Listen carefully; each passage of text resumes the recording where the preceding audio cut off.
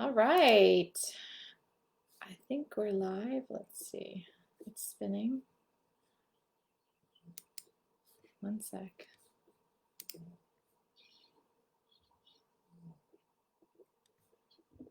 Okay, we're live. 5 seconds in. Welcome, Mike. So nice to see you.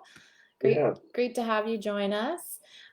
So Mike Brevik is with us today with Cyberdogz Marketing, and he's a marketing strategist who partners with startups and well-established companies to help grow their professional brands. So for over 20 years, he's been in the print, creative, and marketing industry and spent a decade of that time leading and building e-commerce solutions, social media strategies, and everything in between for two of the Midwest's largest retailers. Building relationships is really his key to how he's worked with several brands like Nike, Jordan, Under Armour, and Harley Davidson, and more along the way. And he knows that what it's really about is creating long-lasting connections with consumers. And building these strategic partnerships with clients is central to everything that he's doing. And he chooses to be the ambassador for the brands he serves that he also supports. And it's his firm understanding of customer relationships being the foundation of the Cyberdogz experience. So welcome. We were talking in the green room about, you kind of where you're located, and it's been quite dramatic out there. So glad to hear everybody's safe by you. Yeah. Thank you very much. So you came to Delegate about 6 months ago, and during that time we've had Corona, we've had everything happening in Minneapolis, which is near where you live. So let's try to go back before all of that and talk a little bit about what problem you were trying to solve when you came to Delegate. Yeah, so over the past few years, I've had some really solid growth, and I've had some really good things happen in my business. But what happened then is as I'm focusing on everybody else's businesses and I'm working on the client stuff, I'm kind of forgetting about my own. So some of my systems, some of my documentation, just the little things that I was doing behind the scenes got neglected and started to pile up on me, to the point where, with the continued growth of the business from 2019 into 2020, I just kind of knew that, man, if I don't get this cleaned up, A, it's going to get worse, but B, how am I going to get to it? Because my business is continuing to thrive. Mm-hmm. So, I'm not going to have any more time, basically, is the realization that I came to. Yeah. I know we work with a lot of different creatives just as customers, and we always can feel if they have process in place or not. And that is equally as important to us as the outcome of the project. So I can understand why, you were aware of that. So Yeah. Can you share a story or two around how Delegate's been able to help you? I think the biggest thing is that I'm pretty organized and to some degree OCD on how I do things, because it's about efficiency and it's about trying to make smarter decisions and not working as hard at them. But there was a handful of things that I had the concept for, and I think I had a sense of direction, but I just never quite got to it. Mm-hmm.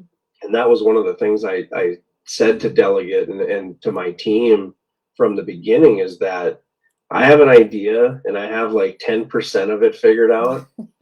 I don't have time for the other 90. You tell me what's best to kind of proceed with. So they were able to pick up kind of this, half flushed out idea and take it the rest of the way without a lot of direction or without a lot of, brain power coming from me. Because to be honest, there's some of that stuff.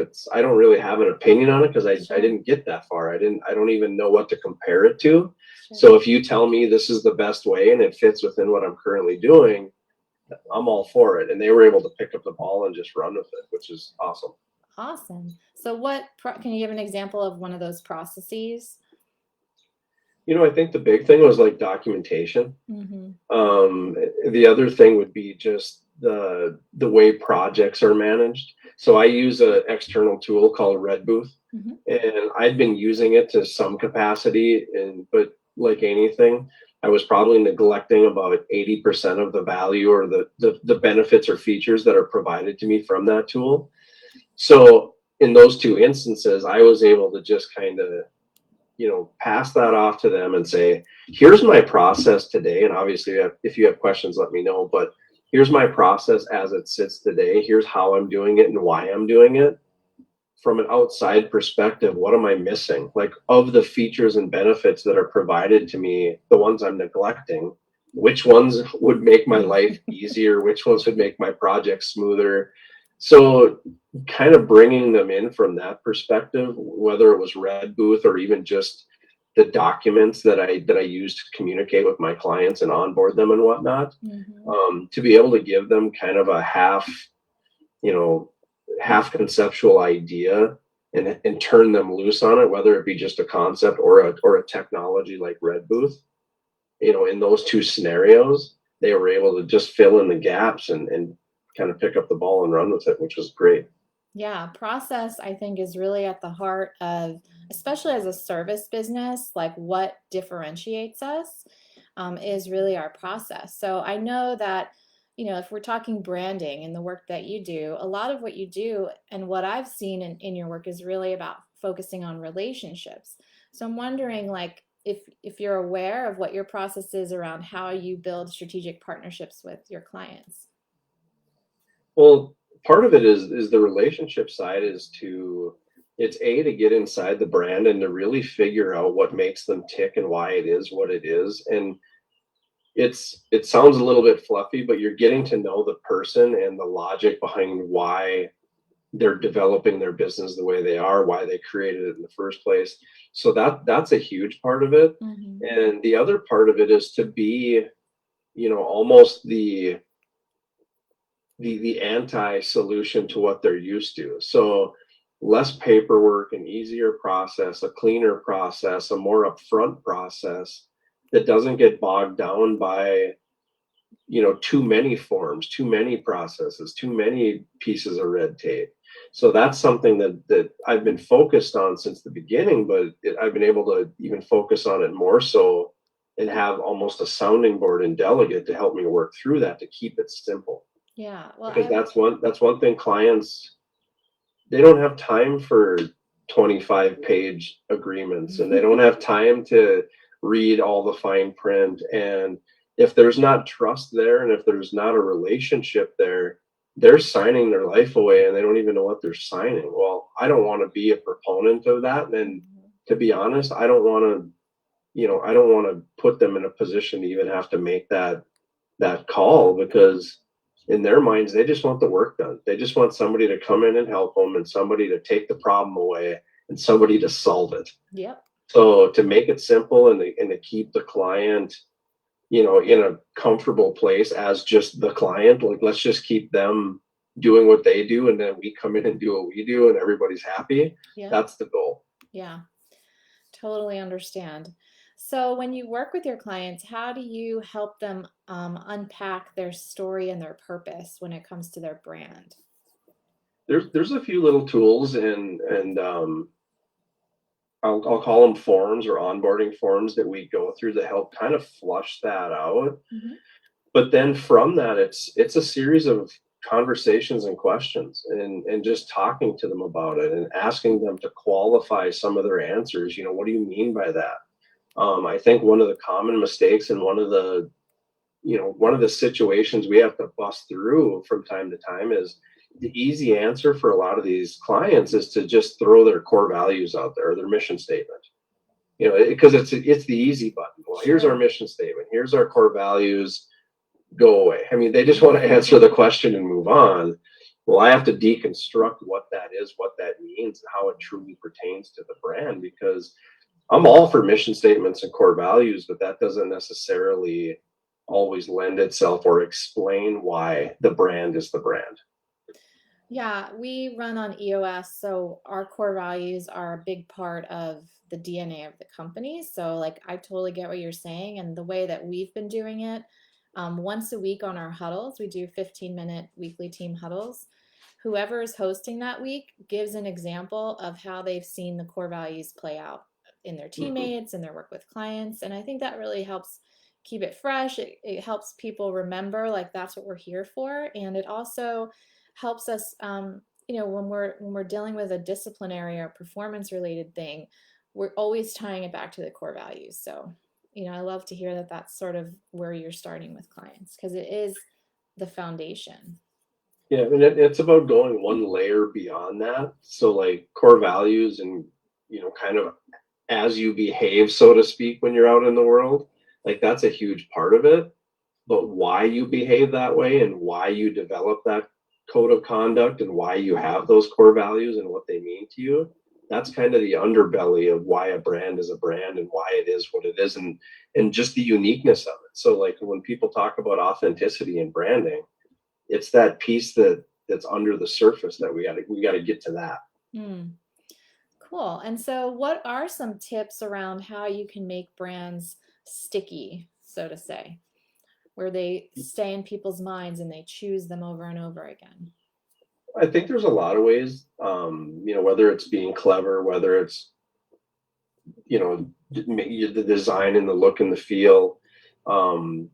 I think it all plays together. I always use the analogy that it's like a good soup or a good hot dish, or however you want to say, is that you have all these independent ingredients, and all those ingredients, they have their own power and they have their own flavor and they have their own benefits, but it really doesn't work right or work the way you want it to until you put them all in the soup, right? Mm-hmm. So the identity, the branding, the voice, the look and feel, the way you position it, whether you're on social media versus website versus all of these different pieces of the ingredients that go in that soup and how they play together.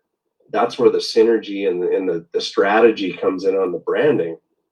Now, the low hanging fruit of some of this stuff, and this is where I would, to continue the analogy, this is where you go from it being soup to it being chicken soup versus beef barley or whatever. Right. Is that's where you have your brand identity, and that's the driving force behind it. And branding matters as much as people want to downplay the value of how powerful branding can be. Branding matters, but also within that brand, the quality and identity of the graphics, the look and feel, all those things, but certainly the authenticity of that brand is what makes it sticky. I mean, visually it can be sticky, and all these ingredients in the soup can help make it be sticky. But the stickiest part of the whole thing is whether or not it's truly authentic to the person behind it. Sure. So, like when people meet you and they meet the person behind the brand, and they start to make the connections with the way the brand is portrayed on social media, and this is the way they talk on the website. Now I'm meeting the person, Yep. and it feels like one big consistent message. That's what helps it sink in. Yeah, the experience of that, I'm sure. So Yeah. who do you love to work with? What kind of clients do you enjoy working with? I love clients that are excited about their brand, and they almost to a fault. Like I want them to be excited and exuberant about what they're doing, so that when we're creating the elements of the brand and connecting those dots and helping them build a strategy for it, that they're all in, they're invested, and they feel like we're on the right track.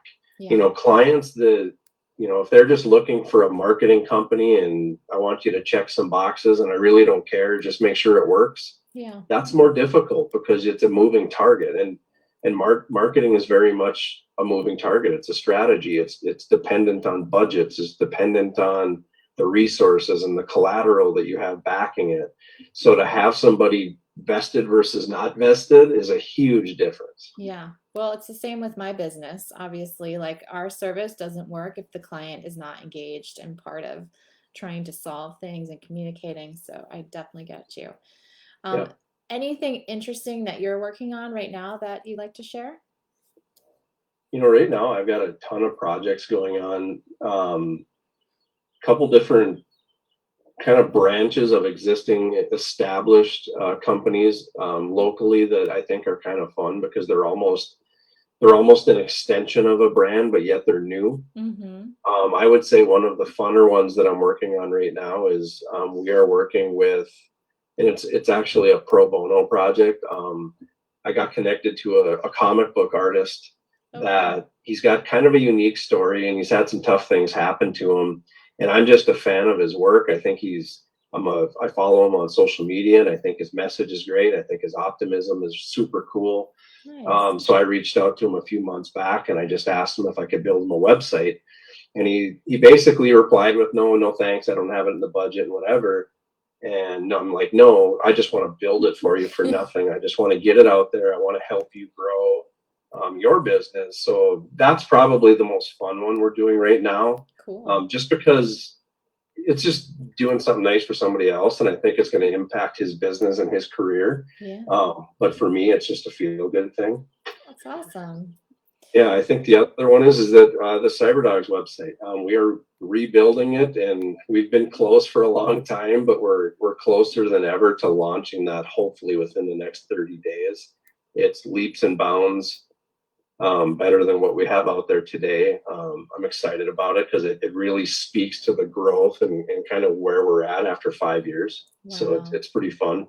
But awesome. Yeah, that's always fun to get a refresh. And yeah, it takes a while, but yeah, it's going to be exciting to get that launched.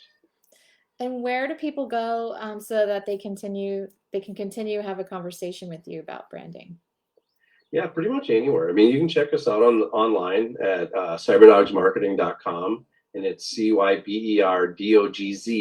marketing.com, or on social media. We're pretty active on social, Facebook, Instagram specifically, but I'm also on LinkedIn, and people can find me. And just so people know, I mean, even though I'm the owner and whatnot, I'm pretty much answering and accessible to 99.9% of the communication. So they're not talking to somebody other than me. So nice.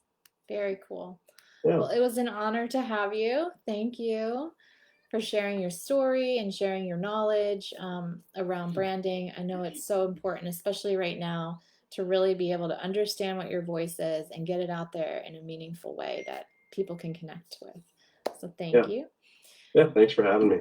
And I think that's a wrap for today. Okay. Thank you. Thank you. Have a good day.